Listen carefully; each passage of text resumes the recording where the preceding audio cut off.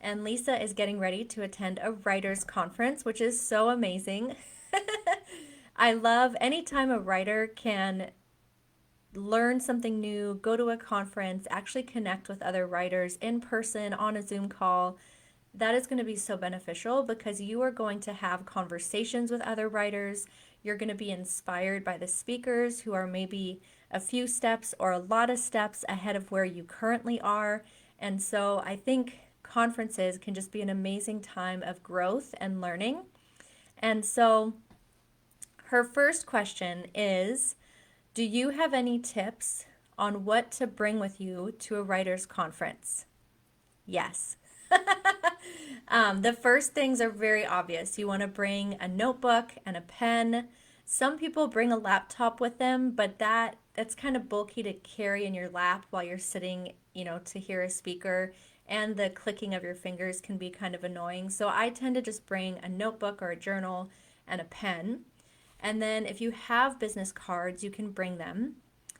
A caveat with the business cards, they can often just be lost and set aside and forgotten. I know I have returned from some writer conferences with a little stack of business cards, and I have amazing intentions to reach out to people and connect after the conference.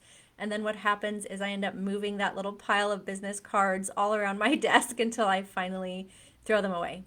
So you can bring business cards if you have them, but if you don't have them, a better thing to do may be to actually snap selfies with people and then write down their name, a little bit about their books, their website, and that way you have the information, or even right in that moment, snap a selfie, post it on social media, and get their information, like their Facebook or Instagram, so you are connecting with them not just in person but also online so that you can fuel those conversations and connections later.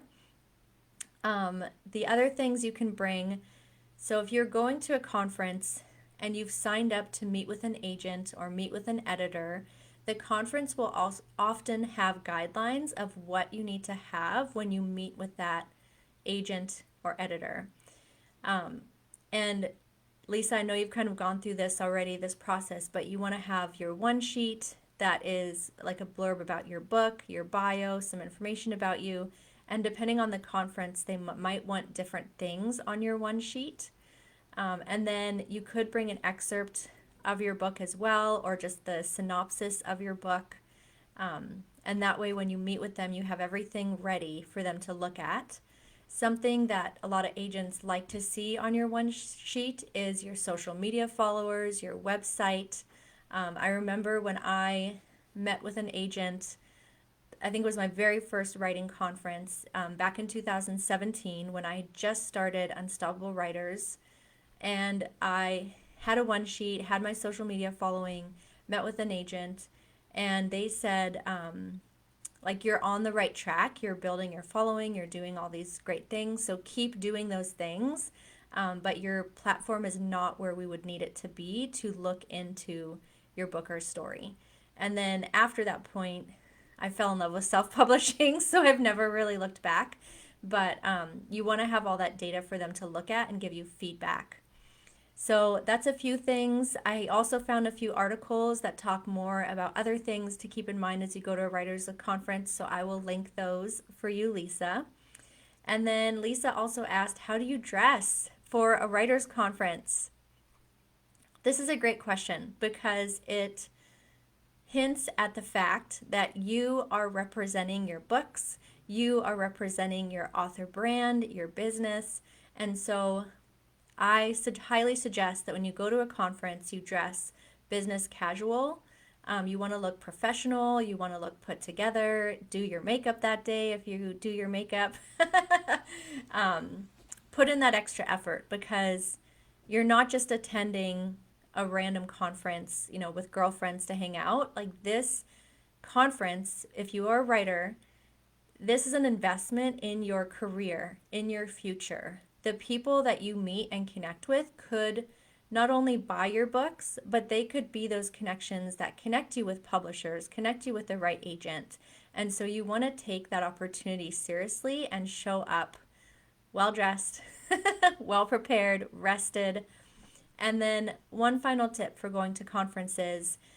Sometimes when I've gone to conferences, you notice almost this quiet desperation of writers where they're kind of all coming to this conference and everyone kind of has this like, look at me, notice me, my book's amazing.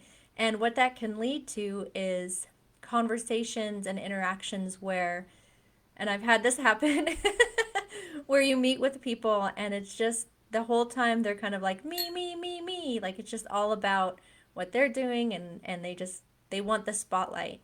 And so I vowed, I think my very first conference, I don't want to be like that. Like I want to show up, I want to be relaxed, I want to be calm, I'm going to be prayerful, asking God for the right opportunities, the right conversations.